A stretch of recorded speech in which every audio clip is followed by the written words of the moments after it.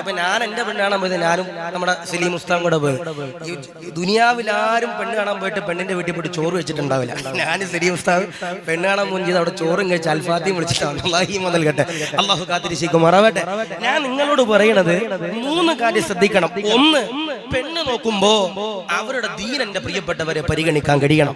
എന്നാൽ അൽഹംദുലില്ലാഹ് അവരുടെ മുഖത്ത് നോക്കുമ്പോൾ അവരുടെ ജീവിതത്തിൽ സമാധാനമുണ്ടെന്ന് നബിയുനാ മുഹമ്മദ് മുസ്തഫ സല്ലല്ലാഹു അലൈഹി വസല്ലം കാത്തുരക്ഷിക്കുമാറാവട്ടെ, അല്ലാഹു ഈമാൻ നൽകുമാറാവട്ടെ. രണ്ടാമത്തേതാ ആദരവാകുന്ന പ്രവാചകനാകുന്ന നബി തങ്ങൾ പറയുകയാ, പെണ്ണ് നോക്കുമ്പോ ശ്രദ്ധിക്കണേ സ്വഹാബ. രണ്ടാമത്തെ വിഭാഗമെന്ന് നബി തങ്ങൾ പറയുന്ന വിഭാഗമേതാ? പെണ്ണ് കെട്ടുമ്പോൾ എന്റെ പ്രിയമുള്ളവരെ ശ്രദ്ധിക്കണമല്ലോ. കഴിഞ്ഞ ദിവസങ്ങളിൽ കണ്ടില്ലേ, അല്ലാഹുവേ, ഏതോ ഒരു നാട്ടിൽ എന്റെ പ്രിയമുള്ളവരെ കല്യാണം നടക്കുമ്പോ പെണ്ണിന്റെ വീട്ടിലേക്ക് ആണിന്റെ വീട്ടുകാര് ചെല്ലുകയോ, ആണിന്റെ കൂലിത്തൊഴിലാളികളാകുന്ന കൂട്ടുകാരുണ്ടല്ലോ, ആ വീട്ടിലേക്ക് കടന്നു ചെന്നുകൊണ്ട് തെമ്മാടിത്തരങ്ങൾ എന്റെ പ്രിയമുള്ളവരെ കാണിക്കുമ്പോ എന്റെ പ്രിയമുള്ള പാലമലയിലെ സഹോദരങ്ങളോട് പറയുകയാ, നിക്കാഹ് കഴിയുമ്പോ, കല്യാണം കഴിയുമ്പോ എല്ലാവരും പിരിയുമല്ലോ, ജീവിക്കേണ്ടതാരാ?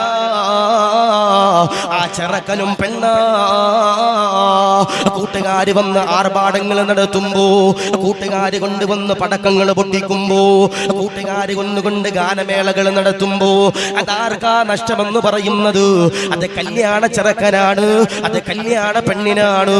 അതുകൊണ്ട് പ്രിയമുള്ളവരോട് പറയുകയാ, കല്യാണ ദിവസങ്ങളില്, നിക്കാഹിന്റെ ദിവസങ്ങള് അത് വല്ലാത്തൊരു ബറക്കത്തുള്ള ദിവസമാ.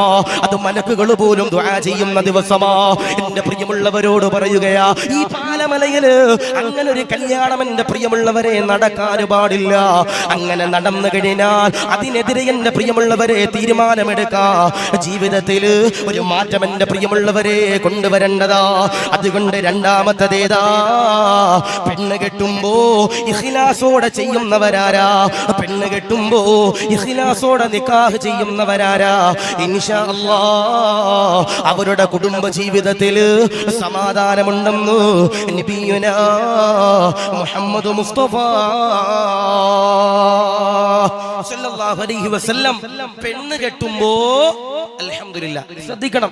ചില ആളുകൾ റബ്ബേ, ഇപ്പൊ ഇവിടെ ഉണ്ടോന്ന് അറിയത്തില്ല, ഞാൻ വന്നിട്ട് ഇവിടെ ഒരു കല്യാണം പോയപ്പം മരണം ഇല്ല എന്നിട്ട് മരണം കൂടി, അള്ളാഹു കാത്തിരിക്കട്ടെ, അള്ളാഹു ഈമാൻ നൽകുമാറാവട്ടെ.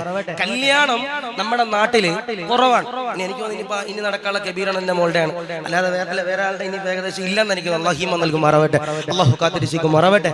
ഞാൻ നിങ്ങളോട് പറയണത്, ഈ കല്യാണം കഴിക്കുന്ന ദിവസം നമ്മൾ ശ്രദ്ധിക്കണം. ഇപ്പൊ കഴിഞ്ഞ ദിവസം ഒരു ചെറുക്കന്റെ വീട്ടുകാരും കൂട്ടുകാരും കൂടി ഒരു പെണ്ണിന്റെ വീട്ടിൽ ചെന്നിട്ട് തോന്നിവാസം കാണിച്ചു. നട്ടലുള്ള ഒരു പള്ളി പ്രസിഡന്റ് പറഞ്ഞു, ഇതിവിടെ പറ്റൂല. പള്ളി പ്രസിഡന്റ് നല്ല തല്ല് കിട്ടി. എന്നാലും ആ ചങ്ങാതി പറഞ്ഞൊരു കാര്യമുണ്ട്, ഇതിവിടെ പറ്റൂല. അങ്ങനെ പറയാനുള്ള ഒരു ഈമാൻ എന്റെ പ്രിയപ്പെട്ടവരെ നമുക്ക് വേണം. പാലമലയിൽ അങ്ങനെ ഉണ്ടോന്ന് എനിക്കറിയില്ല. ഉണ്ടായാൽ തീർച്ചയായിട്ടും അതിനെതിരെ പ്രവർത്തിക്കേണ്ട ബാധ്യത മഹൽ അംഗങ്ങൾക്കുണ്ട്, ഇമാം എന്ന നിലയിൽ എനിക്കുണ്ട്, ഇവിടുത്തെ നാട്ടുകാർക്കുണ്ട്. അല്ലാഹു ഈമാൻ നൽകുമാറാവട്ടെ, അല്ലാഹു കാത്തിരിക്കുമാറാവട്ടെ. അതുകൊണ്ട് നിങ്ങളോട് പറയാ, പെണ്ണ് കെട്ടുമ്പോൾ നമ്മൾ ശ്രദ്ധിക്കണം. നമ്മുടെ കൂട്ടുകാര് പടക്കം പൊട്ടിക്കുണ്ടാവും, നമ്മുടെ കൂട്ടുകാര് കേക്ക് മുറിക്കാനുണ്ടാവും, നമ്മുടെ കൂട്ടുകാര് എല്ലാ തെമ്മാടിത്തരങ്ങളും കാണിക്കാനുണ്ടാവും. കല്യാണ ദിവസം നമ്മുടെ കൂട്ടുകാര് നമ്മുടെ കല്യാണം കൊളവാക്കാൻ വേണ്ടി ഉണ്ടാവും. പക്ഷെ ഞാൻ നിങ്ങളോട് പറയാ, എല്ലാവരും കല്യാണം കഴിഞ്ഞു പോകും. ജീവിക്കേണ്ടത് ആ ചെറുപ്പക്കാരനും ആ പെണ്ണും മാത്രമാണ്. അവരുടെ ജീവിതത്തിൽ ബറക്കത്താക്കപ്പെടേണ്ട ദിവസം മലക്കുകളുടെ ശാപം എന്റെ പ്രിയപ്പെട്ടവരെ ഏറ്റുകഴിഞ്ഞാൽ അവരുടെ മക്കളിലും അവരുടെ പരമ്പരയിലും എന്റെ പ്രിയപ്പെട്ടവർ അതിന്റെ അദാബുണ്ട്. അല്ലാഹു കാത്തിരിക്കും മറവട്ടെ, അല്ലാഹു നൽകും മറവട്ടെ.